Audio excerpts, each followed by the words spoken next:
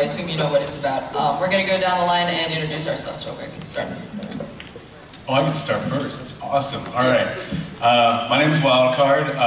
The thing I'm probably known for the most is Francis Sparkle from Friendship is Witchcraft. Yeah, exactly.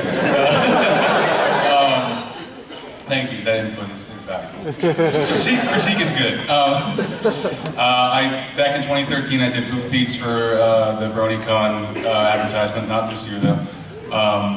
This year, I did a good job. Did great. Done Shining Armor for a bunch of other stuff, and that's it. I can't think of anything. All right, nothing else notable. Go ahead. Hi, I'm Rev. I do a bunch of Discord stuff. Would you wait your frickin' turn? Don't make us turn Discord back on. Okay, we'll do it. I did it for like Epic Web Time. When Journey of the Spark was still a thing, I did it for that. Bunch of other crap. So. I get to follow a bunch of other crap. Okay, hi, I'm Meredith. I've done a bunch of other crap too. I started out doing Twilight Sparkle and Finding His Magic, and from there I went into Silly Philly Studios. I did Fluttershy for them a lot, and then I was actually the writer and voice of Snowdrop. So.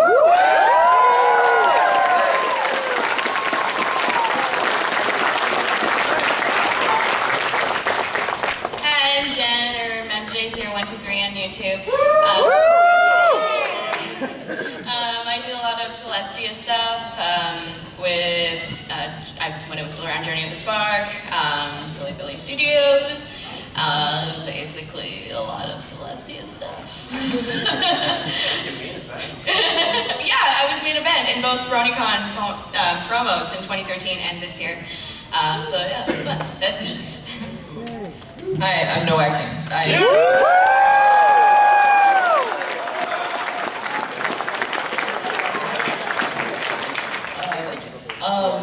I was Blank Canvas in the 2013 Bronycon thingy.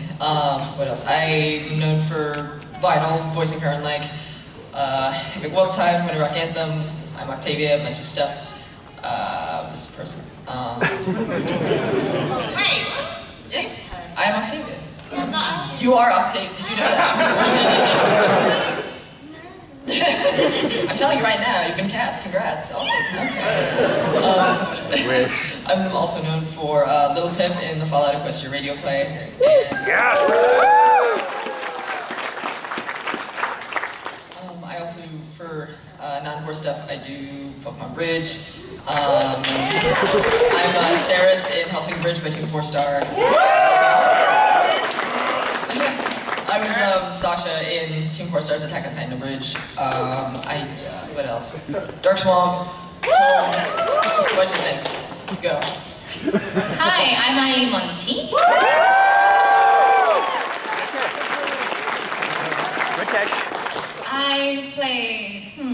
I was photo finish in Picture Perfect Pony. I've done a lot of stuff with Jan Animations. Recently, I was Laylee in his animation of Ukulele. I was Button's mum in Button's Adventure.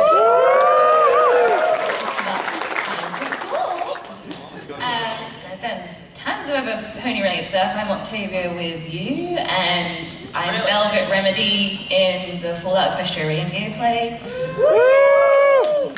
And I've been in games. I was Lady Tethys in Dust in Elysian Town. Yes! I'm Moustache Girl and Queen Vanessa in Hand Time. And that's all I can remember at the moment. Yay!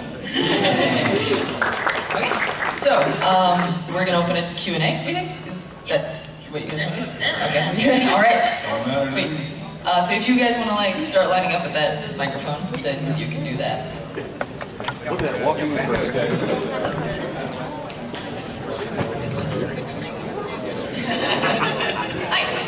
Hi, my name is Alex, and there have been a lot of rumors floating around, but is there any specific reason or reason not to give your voice for vinyl on the official show? I'm not in the Canadian Union, so that's impossible. I'm not the only person to ask this question. If you had the opportunity to, would you? That's a good question. I've gone back and forth over the years, you know, because if I voice her in the actual thing, I have to stop doing fan stuff. So it's a conflict because I'm a parody writer, but I'm also an actor. And both of those things are like my life. So it's like choosing. It's like your babies, you know, like which baby do you love more? I don't know. Okay, King Solomon. Let's just solve the problem. Honestly, I think I would. Because, like, I'm an actor first before I'm a writer of things. Because I've just, if tough cases have, need to be, I'm very tired, I'm sorry. But our set was at like 10:50 last night, then we MC'd until 2 a.m. and now we're here at this point. So if I make words that don't make words, I am sorry. In cases where it's like, okay, acting or writing, you have to pick one, I've always been like, okay, acting, yeah, but I love them both. So I love the fan vinyl personality and life that I've been able to put in the character, you know, so it'd be really awesome though, because that acknowledges that like, hey, you're a girl from America and we're gonna stick you in some impossible situation. Let's get around the Canadian Union. Thank you. Yeah, sure. Hey. Hi. So, this question is for Ali Monty and No Whacking. Yep. I wanted to know, when Animated James sent you the lyrics for Winter's Effed Up, what was your first reaction? I rarely swear, so that is probably the only time you'll hear me swear. It was fantastic. I found it funny though. I don't know, I found it funny even though I'm not really that big on swearing, but it's one of those things where it's a role. Yeah, it was funny. And then like, I got to work with her and James, so you know, why not? Yeah. I liked James's work before that, and last year actually after the Fan VAs panel, after I was signing stuff, he caught me and was like, I would like to you know, talk to you about maybe voicing the thing. I was like, yeah, awesome, what is it? And then he explained it to me and I was like, I would love to do that. Yes, please. So obviously you both enjoyed the project. Oh yeah, it's very fun. He didn't tell us that like that shipping stuff between our OCs was going to happen. So I just watched the video and was like, oh my god, wing boaters! That's cool. I don't know. We should. If we're in a project together, we should just assume people are going to ship us. Yeah, it just happens. But I had to wait until like my parents and my brother were out to do that. I was like, oh bye everyone! Fudge! Yeah. We could do a different version. Winter's fudge time. The non-18 plus version. Yeah. I did suggest that to him. I was like, why don't you put another version out where there's bleeps, but it would just be bleep, bleep, bleep, bleep, bleep. That'd be funny. You wouldn't even hear any music. Just a constant, just censor bar, just the whole time. As the animation's going on in the background, and there's no other vocals. Thank you for your question. Alright, thank you. Yeah, no problem. Hi. Hey. I was curious because I started doing like voice acting stuff myself, and I was curious how you're supposed to get yourself out there, say hi to everyone else, you know, get your word out. Well, first you say hi to everyone else.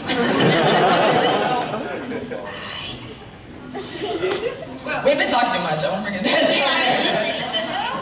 Sure, I can try and help you out. Big thing about breaking into voiceover is being social and open to new experiences, because the community is very tight-knit. It's very nice, and it's pretty accepting of most people, but you just have to actually make the effort to put yourself out there and be like, hey, I'm here, here's what I have to offer. I know this is going to sound stupid since one of my main contributions to the fandom is sounding like another character, but don't try to don't use someone else's talent or what they do as your special thing. I mean, for voiceover or really acting in general, they want you. They usually want your voice and what you sound like. It's not how you sound like somebody else. But really, I mean, it's just putting yourself out there, making like a website, your demo reels, talking to as many people as you can. Because, I mean, and I hate this rule so much, but who you know is a big thing in entertainment. I mean, but if you just want to do it for fun, then don't worry about it. You know, if you don't want to do it as a career or whatever, then just have fun. And even if you do have fun, you know, if it's something you're really passionate about, do it. And I mean, you know, all the pony stuff is so much fun to do, and character stuff is so much fun to do as well. If you want to do voice acting, you have to remember that the commercial stuff is a big part of it. And I've actually gotten character roles from doing commercial work. So if you have a character demo, that's really good, but you also need to be prepared if you actually want to keep going with voice acting to do like, come to JCPenney, because that's actually probably going to open up some doors for you too that you didn't think were going to be there. Anything in communications is a big way to put your foot in the door. But yeah, commercials too, definitely. Because sometimes you have to do the humdrum stuff to do the really fun stuff. Or maybe you enjoy doing commercials, who knows? Yeah, I mean, commercials can be kind of fun. Yeah. I don't know, I just feel like Billy Mays here for a new Big City Slider Station. I just did like a 7-part documentary just on like drinks, so I had to talk about drinks for 4 hours. But you know, that's what you do so that you can do the fun stuff on the side. I'd suggest auditioning for everything when you start out. Don't be picky.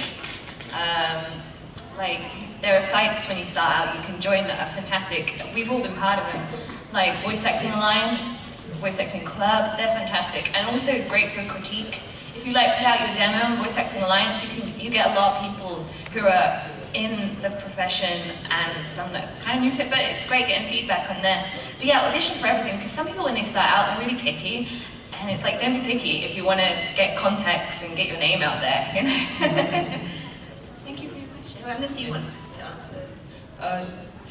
It's always difficult answering this question because everything you're not supposed to do, I did, and I still got here. So I don't know. I'm lucky, I guess. Yeah, I was lazy and I didn't like contact anyone. I kind of stayed in my own world and was like, I'm just gonna do it for fun and like just do this stuff. And then people discovered me from that. So I guess making your own content is a really good way to go because then people are able to like actually see what you can do because they're like every time after or when I'm walking in halls or something, there's always someone that talks to you for 5 seconds and gives you their business card and says, I want to do voice acting, so you should hire me for your projects. And then I'm like, thanks, and they leave. But automatically, like, no one keeps those business cards because we don't know that person. We don't know what they can do. And if you are going to that person just because, like, be a person that people like, you know? Because if you're just going to people for like, you should hire me, you know? There's no personality behind that, and we have no investment in you, you know? Make us like you know, easy concept. I think that also you should always be striving to learn something new, especially when you're doing content on your own. It never hurts to like learn how to do basic mixing skills, or maybe even do sketches, learning to draw a bit, or you know, just learn whatever you do. There's no point at which you stop learning and start doing. They're always hand in hand. You're always learning and doing at the same time. Also, I would suggest going to acting classes. Oh, yes, yeah, absolutely. That's a big thing. Voice acting is acting before it's anything else. It's not impersonation. I mean, we do impersonations, but it's not. Yeah. Thank you. Thanks. My question's for Animati. I mean, knowing that Octavia now has a voice in the show, do you think DHX is actually handling her very well? Oh, I like what they did with her. I thought it was very similar to the Octavia in Epic Web Time. I don't know about you. I thought it was quite similar. I can hear that. Yeah. I really liked it. Kazumi Evans was fantastic. And I liked the way she said blast. I was like, yeah. Although no one in the UK says that. Yeah. It's funny because where was it? I think it was Midwest Brony Fest where we were, there was like a meet and greet with all the guests and stuff, so I was at the dinner, and Kazumi was talking to the table, and like, I never introduced myself to like any of the voice actors or anything, so I just sit there the whole time and being like, hello. We kind of know each other in an alternate universe. Yeah, I thought it was great. This is for...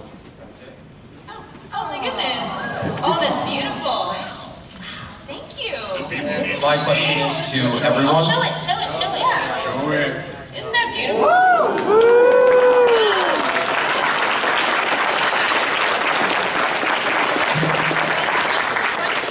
You got little cards. Yeah, that's so sweet.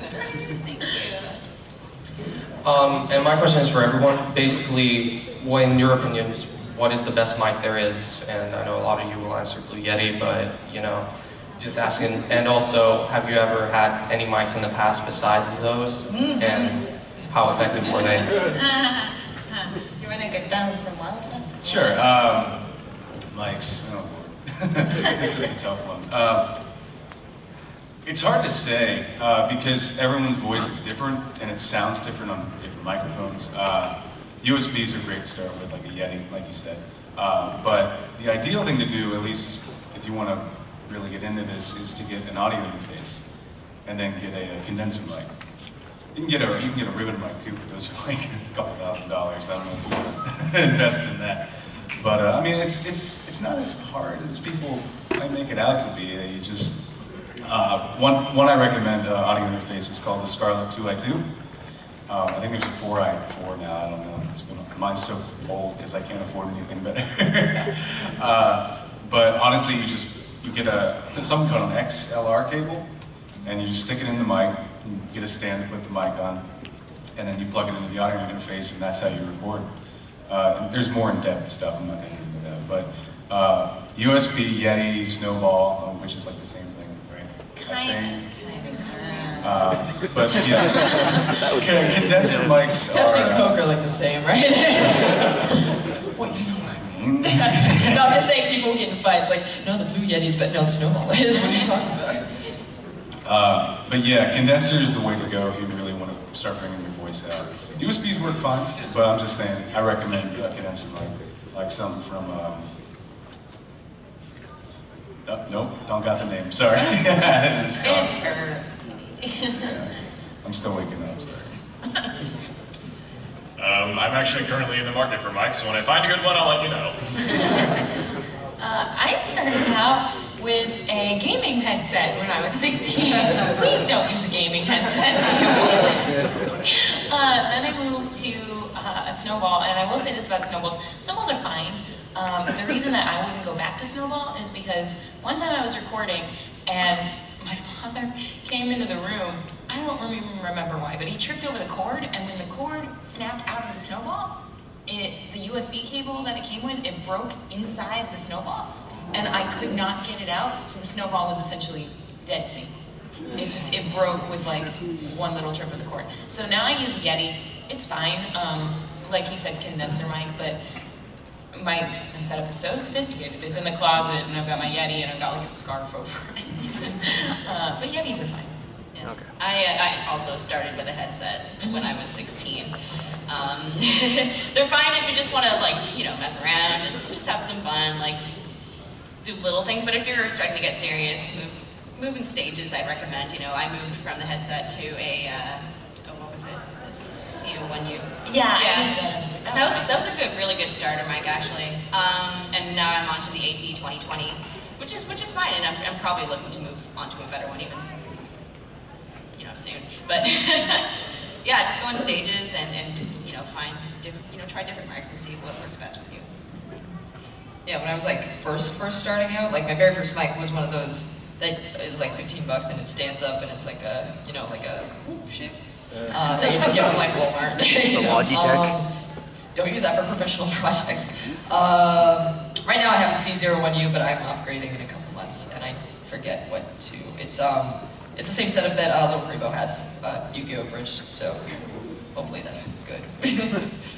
I started off with a Logitech headset, which I duct taped a lot, and then that broke, and I got another Logitech headset, 20 pounds, you know, and then I moved on to the Snowball, which is, I think Snowball and Yeti are great first mics.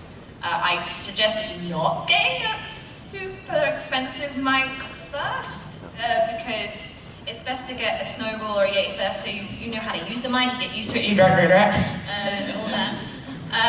Now I've got a Blue Spark, which is just a above it, a Yeti, and yeah, different mics, as Wild said, different mics fit different voices, so you've got to look at what picks up the bass more and all that shebang.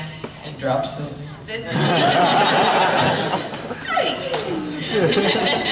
CO1U is a good one for male voices and no lady voices. Thank you. There we are. So that's a good one for guys starting out. But yeah, Blue, the company Blue, I love them, I recommend them. I love my mic, yeah. You made a box for your mic, didn't you? Yeah. So if this is the microphone, it's all stood up. I got a box that's like, you know, this big, little room, and filled it with pyramid foam. So you can make your own stuff. You know, you can make pop filters out of just like pantyhose and clothes hanger. My pop filter is pantyhose, right? Yeah. Because my old one broke. Yeah, see, it does the job. So like, why go for the expensive one, you know? Yeah. I've got a portable booth now which just stands up, which I saved up money for, but before that, I sometimes still use a blanket. I look crazy when I'm voice acting with a blanket over my head. People have to do that sometimes. Yeah, because of like the echo in the room, and yeah, it depends on the room, how big your room is. But it sucks because then you're holding it up, and after 20 minutes, you're like doing this, and you're like, I have to finish my lines, oh my god. I've had to stop a couple times, and I'm like, I have to take a breath in. I remember it's with a dust audition, it's like, I was like, oh, this room is too echoey, because I had to go in the, like, I can't remember where I was, but it was echoey. And I got a washing basket, put it around my mic, got all my stuffed toys, I was like, this will absorb it all! And like, the blanket, my mum comes in, she's like, Eileen, what are you doing? Voice acting, Mum! Yeah, I hope that helped.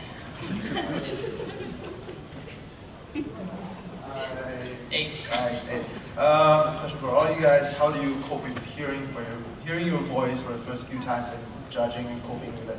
You tell me. A lot of crying. Yeah.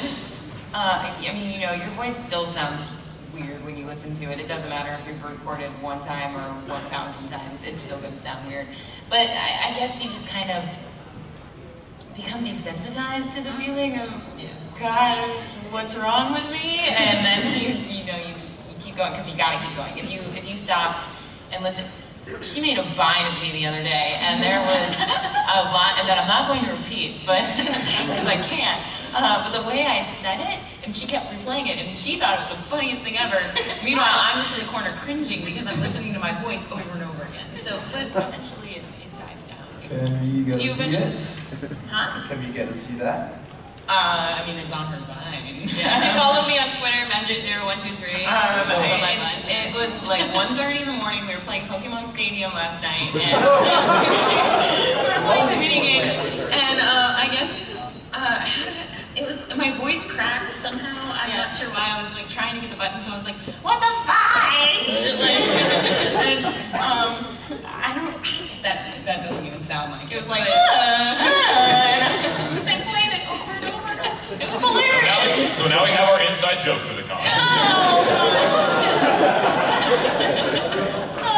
Eventually you'll learn to accept the cringe, basically. Except when they keep bringing it up. Yeah. Don't worry, Meredith, we still love you. Thank you. Never forget. They won't. You know. They just get used to it. Oh, I think I sound great all the time. No. Brutal honesty. No, like I said, you become desensitized to it. Like most things when you're an actor. It's just, the audition rigmarole, like, I don't feel anything anymore. You didn't get it, all right. The more you act, the less you care. Yeah. Second question, do you like pizza?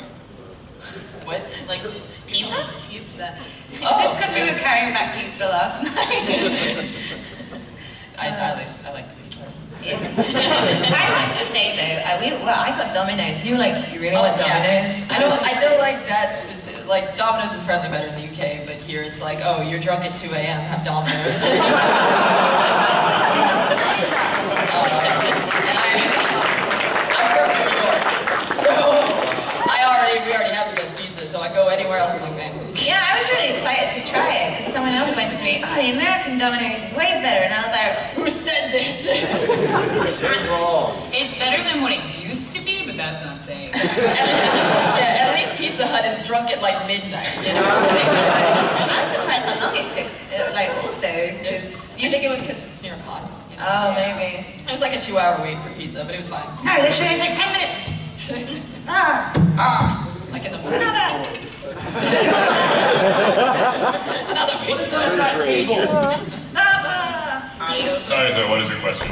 I know you guys have said that impersonations are like the worst, but No. I don't think so entirely, because due to the My Little Pony voices I've done, I've got a better range from practicing those voices. Sometimes I take those voices and add them in other things. I mean, I know that Tabitha got the Granny Smith voice from Ellie Ray, who's a great voice acting teacher for anyone out there. So yeah, I mean, you can take it and do it your own way. Sometimes bad impressions can also give you another voice too. Right, yeah. But what we meant by that is just like don't have your demo reel full of like Yeah. Elmer Fudd, Bugs Bunny impressions, because nobody's gonna take that seriously. Those What will already take it. what was the second half? if you had to choose between impersonations and doing only originals, which would be like the best thing to do? Which Well, one's doing- paying? Yeah. And doing your own originals pay, so. Yeah.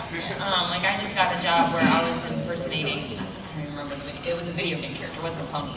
So you can get jobs impersonating people, but it's important not to rely on that. It's important to branch out from your impersonations and make your own voices through that. It's a very niche market. Very nice. It's very rare you get an impersonation. Yeah, that was, I didn't think I could. Yeah.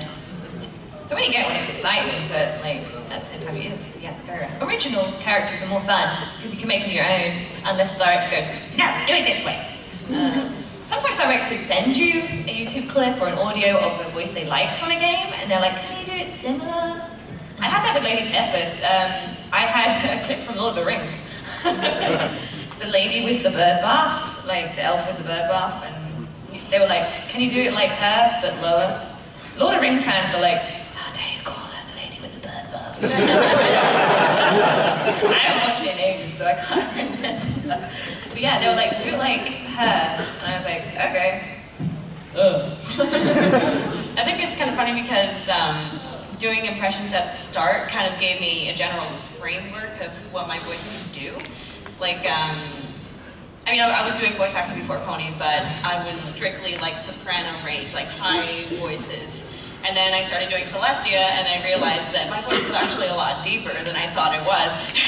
And so because I did impressions, I found I could enjoy the original stuff. I did a lot more because I knew what I could do with my voice and what I wanted to do with it. So it gave me that kind of freedom, I think. Thanks for your question.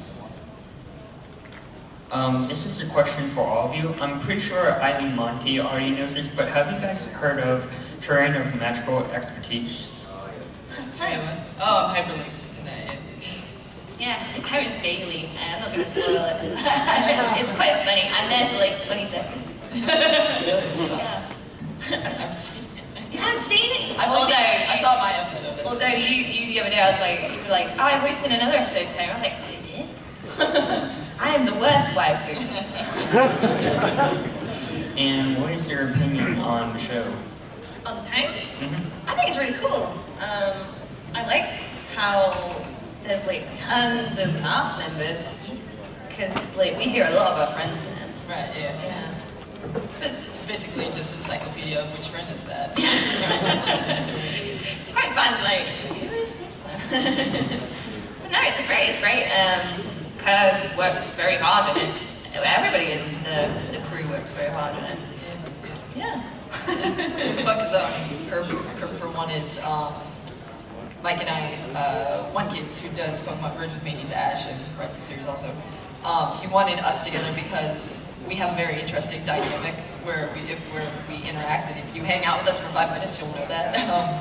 We're jerks to each other, but in a fun way. And so he saw that for the characters, and he was like, I would love to cast you guys as these guys, so that's fun. Although if you watch it, my character has a funny walk cycle. She goes, every time I see her, I'm like, But I was was almost the voice of Plain Girl, actually. It was like down to the wire, like barely made a decision kind of making, and so he was like, I really want you in, so just wait in the wings, okay? Yeah. Hello, this is a question for no whacking and Ilamonti Montacking. Oh, I like that better than all the other ones. No monkey and eye whacking. Yes. It sounds all very violent. I just feel like I'm getting told off. No monkey. Okay, it's a My Little Pony Rick's question. I was wondering, what will happen if Vinyl Scratch and Octavia switch talents?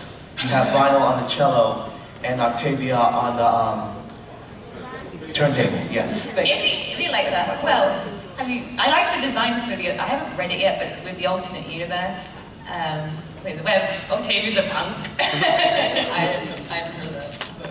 It will find a scratch in like bow tie and stuff. Oh, that, yeah. Vinyl still has her personality, so I feel like she would still be like, you know, excuse me, I'm trying to practice the cello over here. Okay, can you calm that, like, dumb music down? No, mate, I've got gloves, yeah, any problem.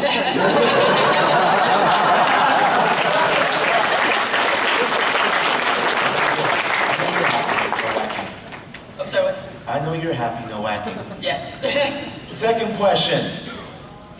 What if you sing Dying to Fire? It's a Five Nights at Freddy's 3 song. I like Monty's song so much. I'm sorry, what was the question? I said, what if you sing Dying to Fire? He's asking, what if you sang? Oh, well, if it was put in my range, it might be lower, so it'd be like, you know, I hope you die in a fire!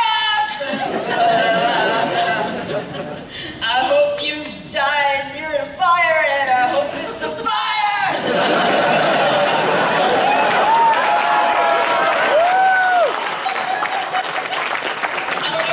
It's quite scary you singing that, like towards me. I hope you die in a fire. I should try to like screamo rock, because it's like, oh! Hi. This is a question for all of you. What would be your all-time favorite quote from My Little Pony? Oh no. It is time to make the magics. That's my favorite. I don't know, skip me. Still thinking. Oh man, I didn't get a chance to think about it. I'm like going through every episode in my head. I'm like, which one? Jeez. What did she say in episode? Oh man. Oh gosh, I don't even know. There's so many good lines. I don't know. Skip me, I don't know. Well, gee, thanks. Any rarity line. Any rarity line. I don't be covered mud! Probably the ones where the plates are missing, and it's the worst possible thing. And I can't imitate Rarity, so I'm not going to try. But Fluttershy is my favorite, but Rarity is definitely the most interesting character. So any Rarity. Yep.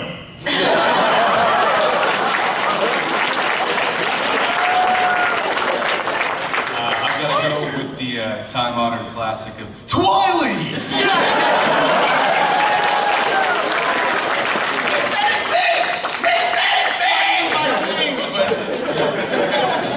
Now you're happy. Cease and desist. Okay. I really loved when Vinyl said,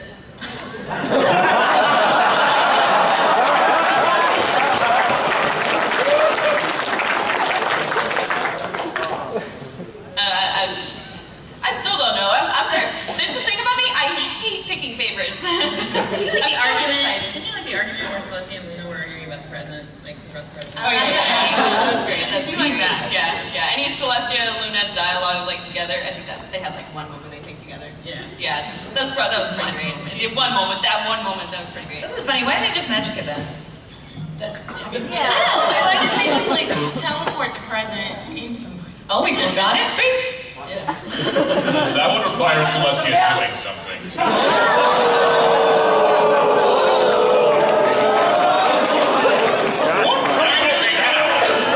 Excuse me, Discord, but who was stuck in a rock for thousands of years? King Sombra.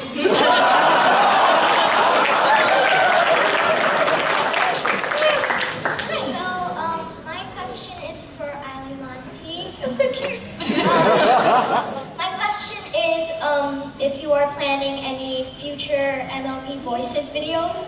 I am indeed. I can tell you what song it is. It's Perfect by the guys who did the Shia LaBeouf. And I've got 31 voices in that one. Yeah. Starts off with that. I can tell you it starts off with Apple Moon. But yeah, that one's next. I do plan on doing more. It just takes a while because, like, I gotta choose which voice matches what line, because obviously the ponies have a range. I can't sing Pinky on a low line because she don't sound like Pinky. Careful, Pinky. So yeah, there is another. And then obviously the editor takes, he takes ages now. That he works really hard on the videos. Nick Hart, amazing. He's so good. But yeah, it takes a while. But yeah, there is. Thank you for your question. Thank you. You're so cute. This question is for everyone. I'm pretty sure Now Whacking will know. I'm pretty sure No Whacking will. I know what No Whacking will say. Probably. It's for everyone though. On a scale from 1 to 10, 1 is and 10 is just do it. And how much on a scale from 1 to 10, how much did you want Vinyl Scratch to talk in episode 100? 10, 10, 10, 10, 10. I didn't put any thought into it, so no one's ever asked me that, actually. So. I did, because like, I guess it's because we've worked together a lot that I like it when Vinyl Scratch answers. I like the banter between them. Yeah, actually, it's a different dynamic, you know, because our Vinyl and Octavia, it's like, you know, straight man and sarcastic. Yeah. Bad. I was gonna say a bad word, but I can't. You know Vinyl. And in the show, it's, you know, Octavia doing all the talking. You know? So it's a different dynamic. I like it, honestly. I think it's good. Yeah. I think it's just fun to see the shows, I mean, bring in different voice actors in general and see their actual interpretations, and then compare it to what we have done. And then write angry YouTube comments about it. Yeah, and then write down a whole bunch of angry YouTube comments about it. But yeah, I mean, you know, it's interesting to see any character talk, especially the background characters, because then we get to see what they were thinking about the whole time. That's my only question. Thank you.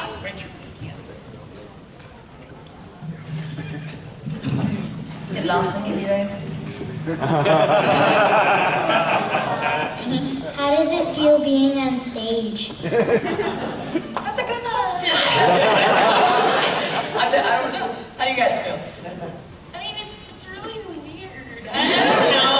It is really weird because I work at Disney World, so I mean, you know. With hundreds of people staring. Yeah, I work at Disney and I see like thousands of people every day just walking by me, and I'm just like, hi, and they're like, hey, and I'm like, what? Everyone's looking at me. I just feel weird because I have a resting, like, mad face. So, like, sometimes I may, like, zone out and, like, stare at one person in particular, and then I'm like, oh, crap, I'm being creepy. I've noticed that with me in panels. Like, when people take pictures of me, I look like I'm like... They're very expressive, so... Yeah, and it's also, like... People can see me right now. Like, I'm a wimp, so I get cold everywhere. I'm freezing my butt off right now. And I keep trying to, like... I'm like... Don't shiver, don't let them see, don't let them know. Why? Oh, just let it go. Why?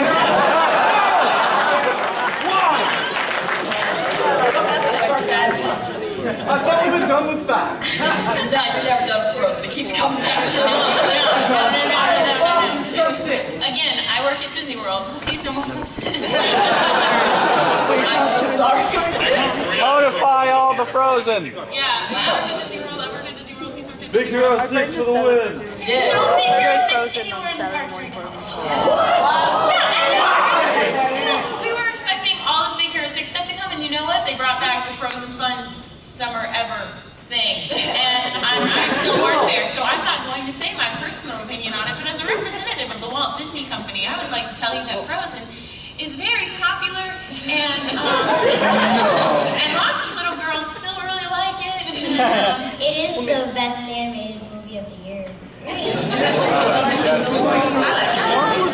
Paul Blart Mall Cop was the best comedy in America. Which was great. Watch Paul Blart Mall Cop, it's a classic. See? It's a classic. It's so good. It's been like the hearing your voice really, you just kind of get used to it. I mean, I still get butterflies, but try not to let it show, as we said. I'm just glad we have this panel now, because we've got another panel at 8, if you guys totally want to come, it's in the same room. It's the Silly Billy Studios panel. And if I do this panel now, I'm going to be a little more calm for the panel I'm a little more nervous about. Also, it's nice when you have your mates up with you. So right, yeah, because then we can just like pull around and stuff. Any other shameless plugs for I get out of the way? Yeah, I'm sorry, that was a shameless plug. Thank you so much for your question. Thank you. I don't like concert jam. First off, Menche, love the boat. Looks adorable on here. Yay, thank you. She gave it to me. Right, this is actually my first convention ever. Yay!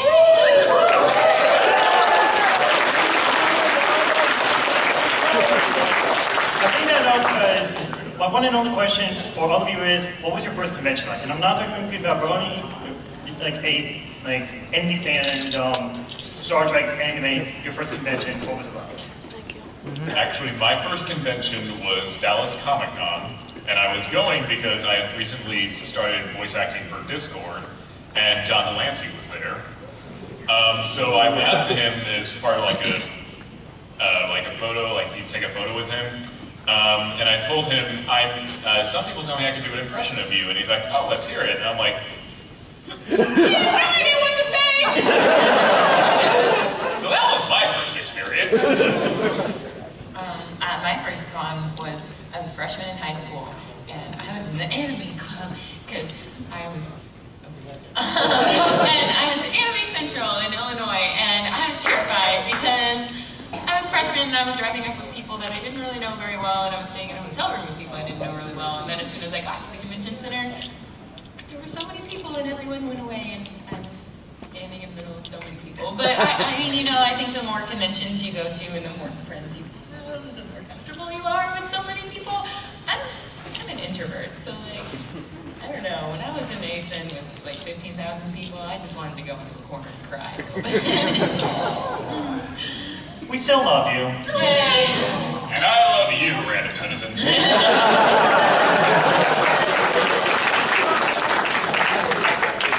My first convention was Ottawa Comic Con. I'm from Canada, so I mean, yeah. Yeah, so it was the first year we had Comic Con, so I'm like, okay, let's go. And I also met John Delancey there and got to talk to him, which was awesome. But I was only there for like a couple of hours, so I don't even know if that really exposed me to the con scene. After that, it was Bronycon 2012, the year with the fire. The year with the fire! And that was pretty great. That was my first real convention scene with like lots of people everywhere and like buying stuff and getting to stay overnight at a hotel, and it was great. It was fun. My first con was TakoshiCon in Pittsburgh, and it's fun. I was 15, and I was a big fan of Yu-Gi-Oh! Bridge, which is funny because now I'm Dark Magician Girl in it, and it's cool. Like I'm good friends with Martin, the guy who does the show, and it's crazy to think back that when I was 15, I went to this con and they were showing Yu-Gi-Oh! Bridge episodes, and I was having a good time watching them and stuff, and now I'm in it. So that's cool. My first one was MCM London Expo, which is a big Comic-Con. I can't really remember, but I remember ringing my dad, and my dad was like, but it was nice of him to bring me. That's what I like about, when I go to these conventions and his parents bringing their kids. I think it's awesome. Yeah. Alright, thank you for your time. Be very careful of those cease and desist from Hasbro. All of C&D. Hasbro. Now, are there any future plans for Friendship Sports Draft? Oh, I'm not the right person to ask about that. You have to talk to Griff and Jen because it's their baby. I'm just hired help. I'm a mercenary, man. I don't answer. But yeah, Honestly, I have no idea. I know that there were a couple C&Ds they got, and that kind of stalled production a bit. Whether they're doing something else, even if I did know, I really can't say. But I really wish I could give you more of an answer, but that's the best I can do. I'm sorry. And do you think if they were going to continue it, would they continue with where they stopped, or would they do the new seasons of My Little Pony? I think, when was the last thing they were working on this? Quest Weaver, I think. And they were working on part 2. But who knows? I mean, so many awesome projects have just stopped lately, and it's kind of a bummer, but I'm hoping they bring it back. I mean, I'm sure if you asked them, they would tell you. I'm sure that they wouldn't mind. But honestly, like I said, I was just an actor they grabbed there. You just there to say corn dogs. I got nothing. Thank you. Hi, I just have a question for any one of you who wants to take it. If I was going to go through your libraries at home, what would be one book that I would pick? Like one that you think, oh, you've got to read this. I personally like reading scripts, and I love Amadeus. That's my favorite play. Was the question books? Like, Yes. One book that you think I should read. Oh, you should read? Yeah. What is a book? Yeah, what is a book? I don't know. Is it electronic? Does it turn on and off? No. How long does it take to charge? My favorite books are Animal Farm and Brave New World, so maybe one of those. Which is funny, right? I don't seem like those would be my favorite books. Honestly, I don't read as much as I'd like to. I'm an extremely slow reader. Like, I read entire paragraphs or pages, and then I realize I wasn't paying attention to any of that, so I have to go back and read it again. So I'm terrible with that, but I'm a huge Harry Potter fan. But I'm sure everyone's read that. What's Harry Potter? Are you kidding me? Yes. What's Harry Potter? Man. I don't know, just pick up a book, read it on the back, and you know, you're like, oh, don't ask me. I don't know, I'm trying to think of books that changed my life. I mean, you know, you gotta go with classics like To Kill a Mockingbird. The Kite Runner is fantastic. The Kite Runner is great. Kite Runner actually got banned when I was supposed to read it for my high school. Some parent didn't want us to read it. So guess what happens when you tell a bunch of 9th graders not to read something? You don't. And I just picked up a really good book. It's called The Wrath of Dawn. It's about Scheherazade, 1001 Nights, and I love 1001 Nights, so that one's really good too. If we're gonna stay on topic here, I would say The Art of Voice Acting. It's a really good introductory thing. Yeah, we gotta have somebody here who's focused. Listen, no, Animal Farm, it's a metaphor, okay? I said a script, so acting. That's true, you were on point too. Just take any book and think of it as a metaphor for voice acting. Everything's a metaphor. It all in the Tony was Bring up cold reading. I want to sound smart here, but I recommend the Iliad and the Odyssey, Franz Kafka's Metamorphosis, and Garfield? Dr. Seuss, My Little Pony comic, plug. Plugs. I'm actually a huge fan of. I'm really bad with books. I don't know. I like graphic novels, but one author I like is Neil Gaiman. Yeah.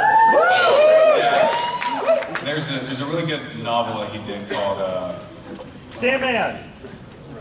Yes, but, that's good too. That's awesome.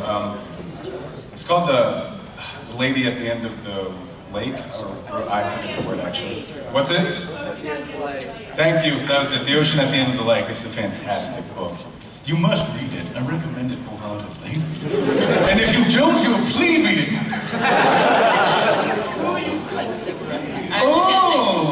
So with him talking in a British accent, I'm looking at the little timer back there and it's telling me that we have less than nothing. So,